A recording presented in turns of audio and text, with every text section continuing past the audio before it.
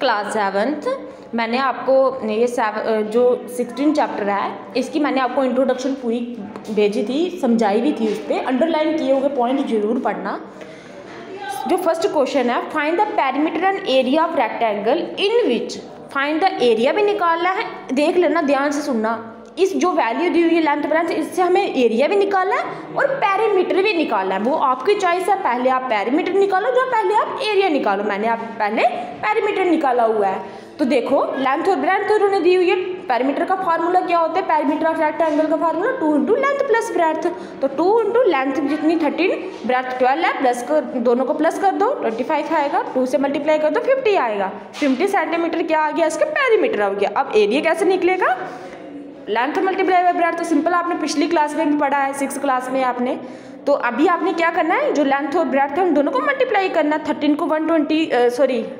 को 12 से मल्टीप्लाई किया 156 आया। और सेंटीमीटर जब मल्टीप्लाई हो तो सेंटीमीटर स्क्वायर आता है। ऐसे भी जो एरिया होता है वो हमेशा स्क्वायर में आता है, और ये होता है पेरीमीटर होता है वो हमेशा सेंटीमीटर या मीटर में आता है, सिंबल में आता है।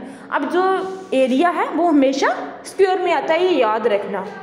Rest part do yourself, simple आपने सेम करना है।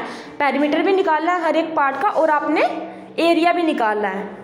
उसके बाद है question number 2, find the perimeter of a square whose side is.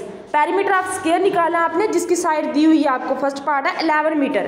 तो आपने एक पेरीमीटर ऑफ स्क्वायर का फार्मूला होता है 4 इंटू साइड। तो 4 को मल्टीप्लाई कर दो 11 के साथ 44 मीटर आ जाएगा। नेक्स्ट आपने सेम करना है, rest part do yourself, simple है, नेक्स्ट क्लास में भी आपने किया हुआ है।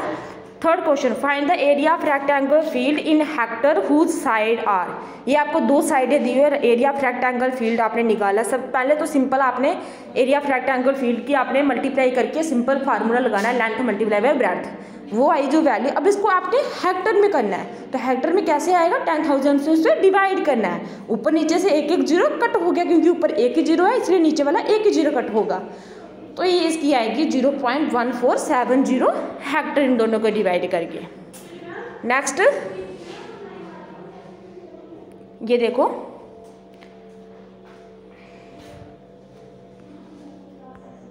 Area of rectangle. Next question है question number 5, area of rectangle is 100 centimetre and its length is 25 centimetre, find its width and perimeter. इसकी विड्थ भी निकाली है, पेरीमीटर भी निकाल लेंगे। एरिया हमें दी है, लेंथ भी दी है। अब विड्थ निकालने के लिए हमारे पास एक फार्मूला है, एरिया को हम लेंथ से डिवाइड कर देंगे। सिंपल, जो एरिया दिया 100 सेंटीमीटर, इसको लेंथ से डिवाइड कर दो। लेंथ की थी 25 सेंटीमीटर, इसको 4 की टेबल में आता है। सिंपल 4 सेंटीमीटर इसका क्या आ जाएगा? विड्थ आ जाएगी, जिसको हम ब्रेड्थ कहते हैं। नेक्स्ट बताऊंगी आपको मैं नेक्स्ट वीडियो में।